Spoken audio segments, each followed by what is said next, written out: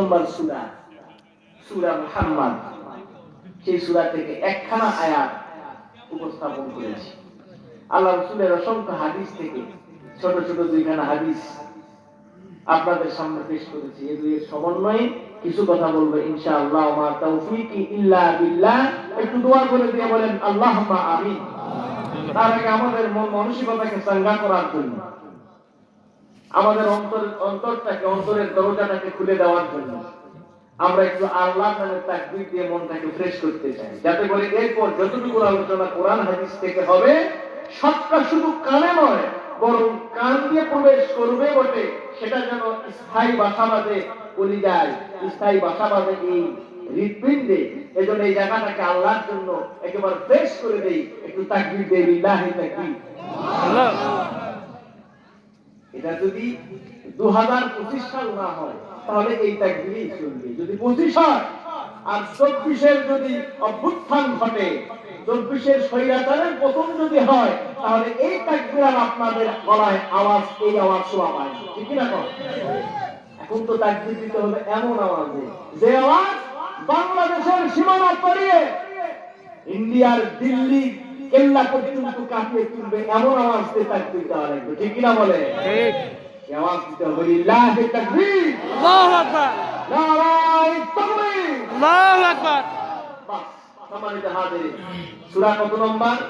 47 নম্বর সূরা, সূরা মুহাম্মদ 7 নম্বর আয়াত পড়েছি। এটাতে আয়াত আছে 38টা, রুকু আছে 4টা, নাজিল হয়েছিল মদিনায়। সুবহানাল্লাহ।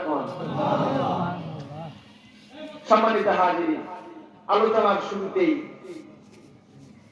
আল্লাহর কাছে একটা শুকরিয়া আদায় করছি এজন্য যে আল্লাহ তো অনেক সৃষ্টি তার বিশ্ব চরাচরে, তার বিশ্ব জাহানে তিনি রেখেছেন, তৈরি করেছেন। তো আমাদেরকে আল্লাহ সব থেকে সেরা সৃষ্টি মানুষ বানিয়েছেন। এজন্য আমরা আল্লাহর শুকরিয়া আদায় করি, বলি আলহামদুলিল্লাহ। মানুষ বানিয়ে আমাদেরকে উত্তম সুরত দিয়েছেন, আলহামদুলিল্লাহ নেই? আল্লাহ বানাইছেন তার পরিকল্পনা মোতাবেক, তার মনের মাধুরীতে যা কল্পনা হয়েছিল যে এইভাবে আমার বান্দাকে বানাবো, আল্লাহ নিজ কারিশমায় নিজ হাতে বান্দার মুখমণ্ডলকে বানিয়ে দিয়েছেন। সুবহানাল্লাহ। এজন্য আল্লাহ রাব্বুল আলামিন ঘোষণা করে দিচ্ছেন, বান্দা আমার অন্তরের ভিতরে যে পরিকল্পনা ছিল সেই পরিকল্পনা বাস্তবায়নের জন্য সেই সুরত দিয়ে, অবয়ব দিয়ে আমি তোমারে বানাইছি। ফি আইয়ি সূরাতিন মা শাআ রাক্কাবাক। আরো জোরে আওয়াজ দেন আল্লাহু আকবার। আল্লাহ যেমন চেয়েছিলেন তার পরিকল্পনা বাস্তবায়নের জন্য তেমন অবয়ব দিলেন, সুরত দিলেন। এটা আল্লাহর পক্ষ থেকে। আল্লাহ মানুষকে কেমন প্রকৃতি দিয়ে, কেমন আকৃতি দিয়ে বানাবেন, এটা আল্লাহর পরিকল্পনা। মানুষের চেহারা দেখলেই আল্লাহর পরিকল্পনা বোঝা যায়। সুবহানাল্লাহ, সুবহানাল্লাহ। শুধু সুরতে নয়, এই সুরতটা, এই ঢংটা, এই আকার আকৃতিটার গুণগত মানটা কি, তামাম জগতে যত সৃষ্টি আছে সব চাইতে সুন্দর করে আল্লাহ বানাইছেন যারে, সেই প্রাণীটার নাম হলো মানুষ। লাকাদ খালাকনাল ইনসানা ফি আহসানি তাকওয়ীম।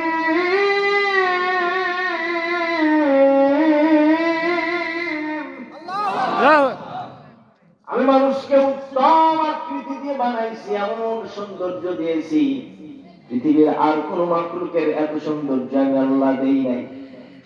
আমরা আমাদের চোখ দিয়ে দুনিয়ায় যত রঙের মানুষ দেখি, কখনো সাদা মানুষ, কখনো কালো, বিভিন্ন গায়ের বর্ণ আছে না নাই? আমাদের চোখে দেখা সব থেকে কুশ্রী এবং বিশ্রী মানুষ যেটা, ওই মানুষটা আমাদের চোখে দেখায় যতটাই বিশ্রী হোক না কেন, যে মানুষটা আমাদের চোখে দেখা সব থেকে বিশ্রী, সেটাও আল্লাহর কাছে তামাম মাখলুকাতের, অন্যান্য মাখলুকাতের চাইতো আল্লাহর কাছে সে সব থেকে শ্রেষ্ঠ। সুবহানাল্লাহ। আল্লাহ তার পরিকল্পনার প্রতিফলন ঘটালেন, উত্তম সৌন্দর্য দিলেন। শুধু তাই নয়, দুনিয়ার জন্য সৃষ্টির মাঝে আমাদের গ্রহণযোগ্য থেকে আল্লাহ বলেন, ওয়ালাকাদ كرمنا بني آدم وحملناهم في البر والبحر ورزقناهم من الطيبات وفضلناهم على كثير ممن خلقنا تفضيلا الله أكبر لقد كرمنا بني آدم বনি আদমকে আমি সব থেকে শ্রেষ্ঠ মর্যাদার আসনে বসায় দিয়েছি শুধু তাই নয় তার জীবন জীবিকার জন্য যা প্রয়োজন উত্তম জীবিকার জন্য তার বিল বাররি ওয়াল বাহর জলে এবং স্থলে যেখানে যখন যা দরকার সব দিয়ে আমি আল্লাহ তার আমার বান্দাকে সবথেকে মর্যাদাবান বানিয়েছি অন্যদের কাছে সুবহানাল্লাহ। এই যে আল্লাহ আমাদেরকে বানালেন, সৌন্দর্য দিলেন, তার পরিকল্পনার বাস্তবায়ন করলেন, শুধু তাই নয় আসমান এবং জমিনে যত কিছু আমাদের চোখে পড়ে সবকিছু আল্লাহ তৈরি করেছেন মানুষের জন্য। সুবহানাল্লাহ কর। আল্লাহ বান্দার দৃষ্টি আকর্ষণ করে বলেন, বান্দা তুমি যখন তোমার চোখ মেলে তোমার সামনে পিছনে ডানে বামে উপরে নিচে যা দেখতে পাও, আসমান জমিন চন্দ্র সূর্য গ্রহ নক্ষত্র পুঞ্জমালা মিল্কি ওয়ে গ্যালাক্সি ধূমকেতু ব্ল্যাক হোল সমুদ্র পাহাড় নদী নালা খাল বিল তরুলতা বৃক্ষ পশু পাখি মশা মাছি থেকে শুরু করে বিষধর সাপ, এই জমিনে বিচরণ করো সবুজ লতা ঘাসগুলো আমি সবটা বানাইছি তোমার জন্য। কার জন্য? আর আওয়াজ দিয়ে বলেন কার জন্য? আল্লাহ কি ভালোবাসা তাই না আমাদেরকে দিলেন, যে আল্লাহ আমাদের জন্য সব দিলেন, আমরা ওই আল্লাহকেই ভুলে আছি। আল্লাহ এত কিছু দিয়েছেন পৃথিবীর জীবন সৌন্দর্য হওয়ার জন্য, সুখী হওয়ার জন্য। টাকা দিলেন, পয়সা দিলেন, ঘর দিলেন, বাড়ি দিলেন, নারী দিলেন, মনের সুকুনের জন্য মা দরকার দিয়েছেন, বাবা দরকার দিয়েছেন, নানা নানি দিয়েছেন, শ্বশুর শাশুড়ি দিয়েছেন, স্ত্রী দিয়েছেন, কলিজার টুকরা সন্তান দিয়ে আমাদেরকে ধন্য করেছেন, পূর্ণ করেছেন জীবনের সবকিছু। আল্লাহ ঘোষণাই করে দিয়েছেন, আমি যেমন তোমাদের জন্য দিনকে পরিপূর্ণ করেছি, ওয়াতমামতু আলাইকুম নিয়ামতি, আমার নিয়ামত তোমাদের উপর আমি আল্লাহ পূর্ণ করে দিয়েছি। সুবহানাল্লাহ। দুনিয়ার জীবন সুখের জন্য যা দরকার ছিল সব দিলেন, আমরা সবকিছু পেলাম, তার দেওয়া পা দিয়ে তার চোখে চলি, তার দেওয়া চোখ দিয়ে তার নয়নাভিরাম এই পৃথিবীর সৌন্দর্য উপভোগ করি। কিন্তু এমন কোন দিন নাই, এমন কোন রাত নাই ঘুরে ফিরে ওই মহামনিবের সাথেই নাফরমানি করি না। কথা বলেন ঠিক কিনা? যার খাই, যার পরে, যারটা দিয়ে বাহাদুরি করি, সব থেকে তাকেই বেশি পোকা দেই। ঠিক কিনা বলে? যদি সত্যি না হয় তাহলে আল্লাহ কেন বললেন ইয়া আইয়ুহাল ইনসান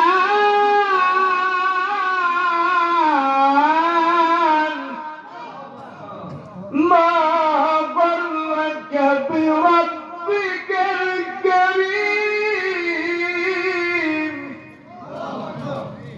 হে বনি আদম, হে মানুষের জাত, তোমাদের কি হলো? মা গররাকা বিরাব্বিকাল কারীম, যে রব তোমার এত কিছু দিল, সে রবের স্মরণ থেকে কিসে তোমাকে গাফিল করাই দিল? তোমাদের কি হলো? তোমরা তোমাদের কারীম রব, যিনি সব থেকে নিকটের, সব থেকে কাছে, আল্লাহর চাইতে নিকটের কেউ আছে কি? আল্লাহ বলেছেন যে মানুষের গর্দানের শাহরগ যত নিকটে, আমি বান্দার তত নিকটে। সুবহানাল্লাহ বললেন না তোরে? সুবহানাল্লাহ। তোমরা কেমনে সেই কারীম রবের সাথে গাদ্দারি করো, কেমনে তারে ভুলে যাও? আল্লাহ বলেন, বান্দা তুমি চোখ মেলে ডানে বামে সামনে পিছনে তাকাও, করে নিছি, যা দেখতে পাও আমি আল্লাহ তোমার জন্যই বানাইছি। ওয়াল্লাযী خلق لكم ما في الأرض جميعا।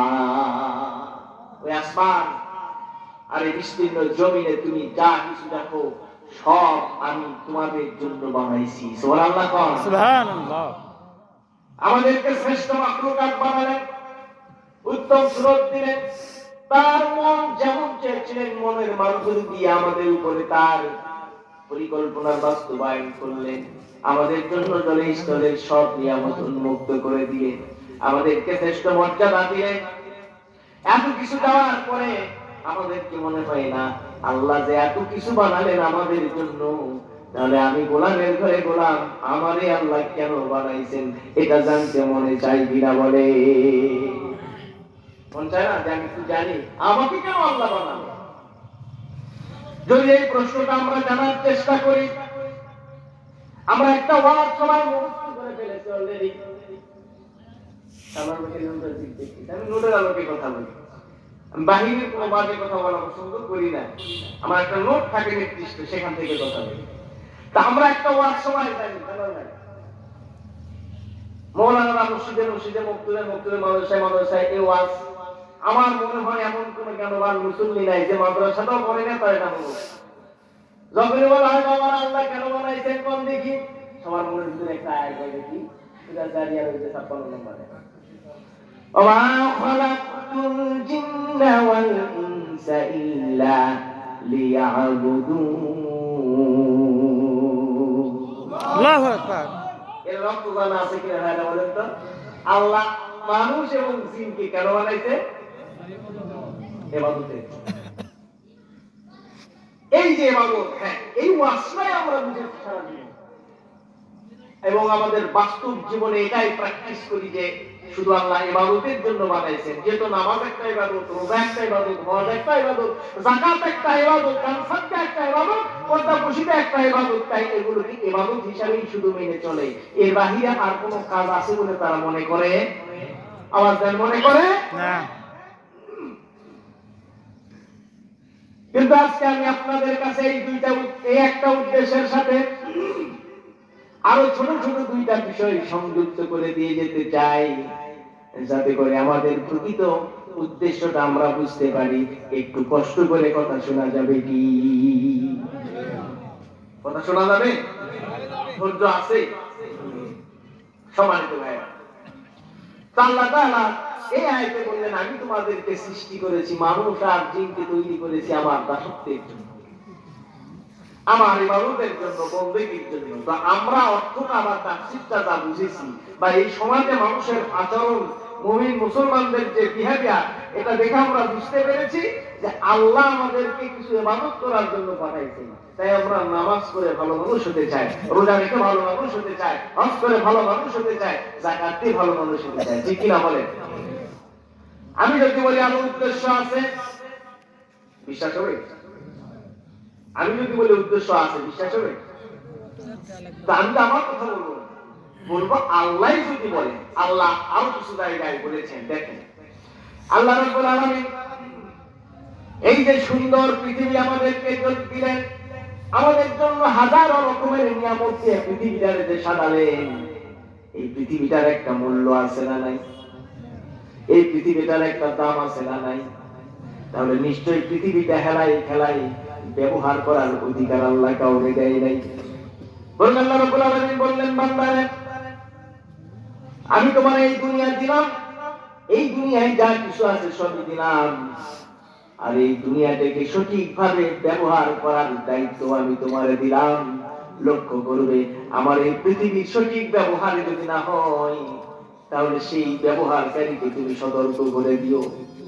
আমার এই জমিনকে সঠিকভাবে ব্যবহার করো, জমিনকে সুন্দরভাবে লালন করো, এই জমিনের হক আদায় করো।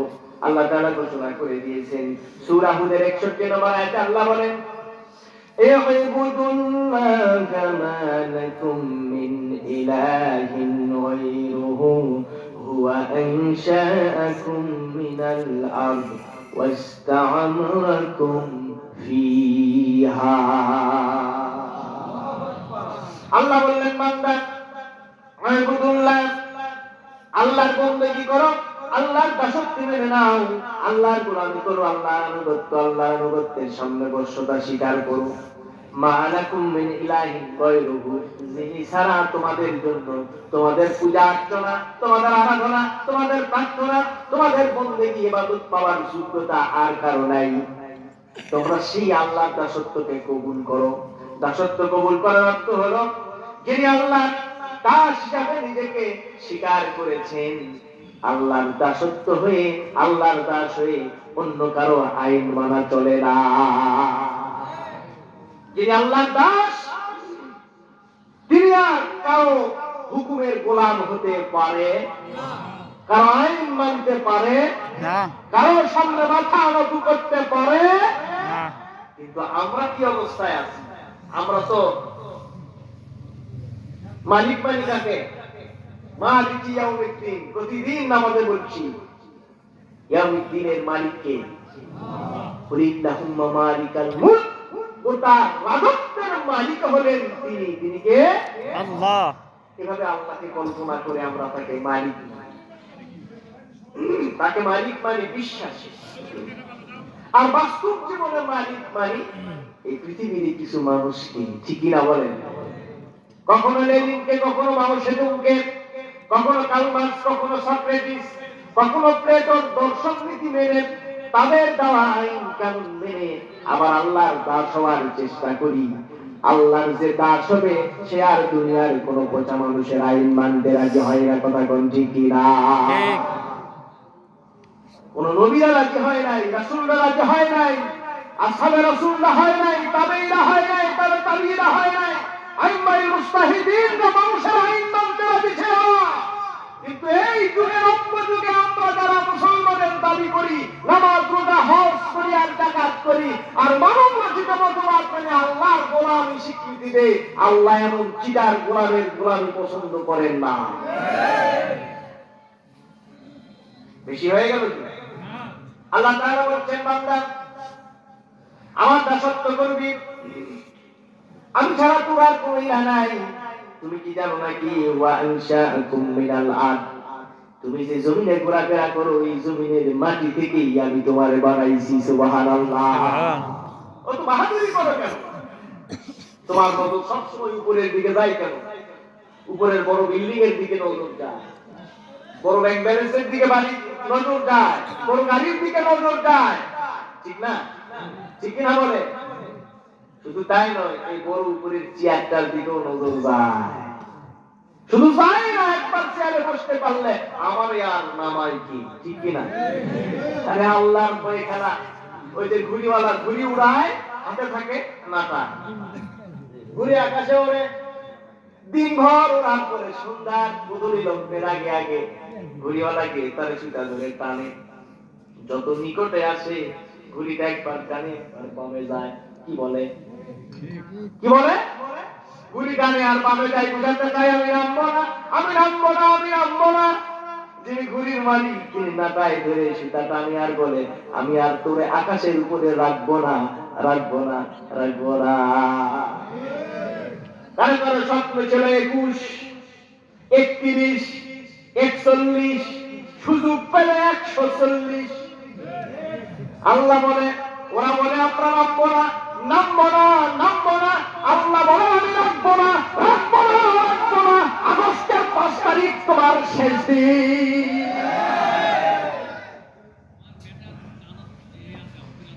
আল্লাহ রাব্বুল আলামিন তাই বান্দার জন্য বলেন, বান্দা আমি ছাড়া তোমার আর কোনো মালিক। তুমি কি জানো নাকি আমি তোমার মাটি থেকেই বানাইছি। ওয়াস্তা'মারাকুম ফিহা, এবং এই জমিনটা যেন সুন্দরভাবে উত্তমভাবে বিন্যস্ত আকারে ব্যবহার করতে পারো, এই সার্বিক ব্যবস্থা আপনাও আমি করে দিয়েছি। বলি সুবহানাল্লাহ। কথাটা মনোযোগ দিয়ে বুঝতে হবে ভাইরা আমার, বলি তো সুবহানাল্লাহ, আলহামদুলিল্লাহ, লা ইলাহা, আমার ঠিক টাকা বলে লা ইলাহা ইল্লাল্লাহু, নূরা ওয়া তাকবীর দেন, আল্লাহু আকবার, আল্লাহু আকবার। উদ্দেশ্য কি শুনলাম? প্রথম উদ্দেশ্য ছিল হলো বন্দেগী করার জন্য, আমরা সে বন্দেগী করি। দ্বিতীয় কথা ছিল আল্লাহ আল্লাহর দাসত্ব করো, আল্লাহর আনুগত্য করো, তিনি ছাড়া রব নাই। তিনি জমিন থেকে তোমাদেরকে বানাইছে, ওয়াস্তামারাকুম ফিহা, এবং এই জমিনকে সুন্দরভাবে ব্যবহার করার, সুবিন্যস্ত আকারে আবাদ করার যাবতীয় ব্যবস্থাপনা করে দিয়েছেন তিনি কে? তার মানে এই জমিনের একটা সঠিক ব্যবহার। এই যে আল্লাহর ঘর মসজিদ, এই মসজিদের মালিককে বলেন তো? জায়গার মালিককে? আরো আওয়াজ দেখো। মসজিদে কার আইন চলে? কার আইন চলে? সভাপতি সেক্রেটারি কোন আইন চলে? তাদের মন মতো কি চলে? না, বরং মসজিদে আইন চলে কার?